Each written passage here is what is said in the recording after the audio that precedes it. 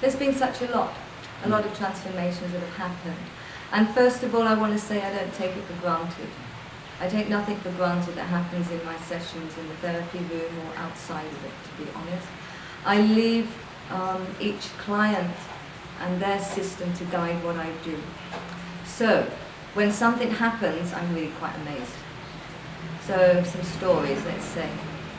One thing that's really was just a wonderful happening for me, and for me it was quite a miracle, if you like, although lots of people don't talk in terms of miracles.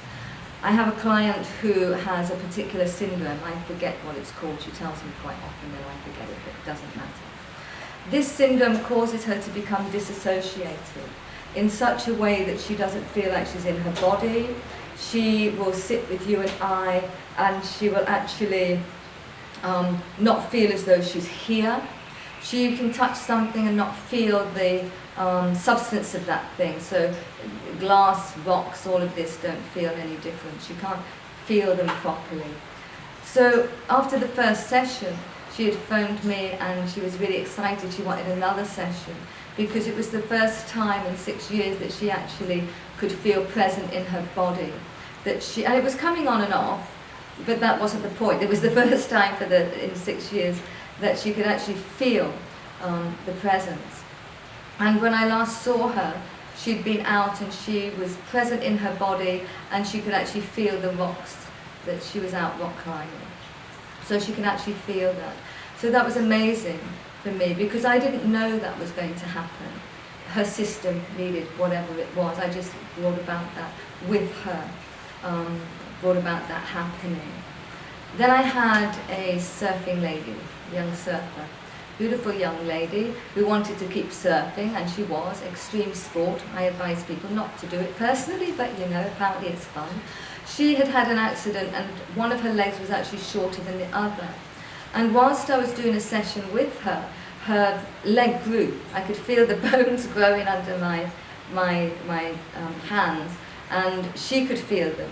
And when she finished the session, they were actually the same.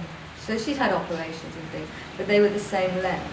So that I did act very cool, as if it was something that happened all the time, I have to say, because I would have been jumping about going, oh my God, how amazing is that? Not so professional. So that was an amazing thing. I've had clients who have needed money, and it's something, it's a reality for all of us in this world, let's face it, that material need is there.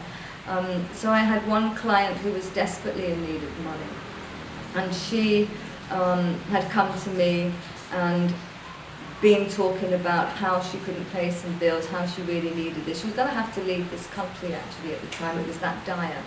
And she was giving money that evening. Someone repaid her. The next day she got money as gifts. So she actually manifested more than she needed. It just came. So wonderful things happen.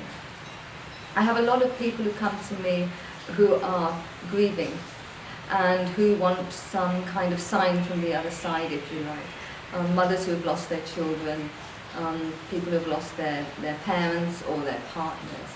And with that, I have to say there's always a process. I don't try to get someone to suddenly take away the grief, because it's appropriate. If you've lost a child, if you've lost a partner, there's an appropriate process in which to go through. But certainly there's a lightening in that, and that always amazes me, because I do get the feedback on that someone feels lighter, or they've come to some acceptance of what's happened with that person, with the deceased. Sometimes, yes, I do hear them, and I do pick up the person that someone is wanting to have contact with. I can't say that always happens. It's something that's spontaneous in the moment, and that always brings a lot of relief to people. But it's important to know with this work, okay, it's transformative, but we do have appropriate emotions that we need to work through.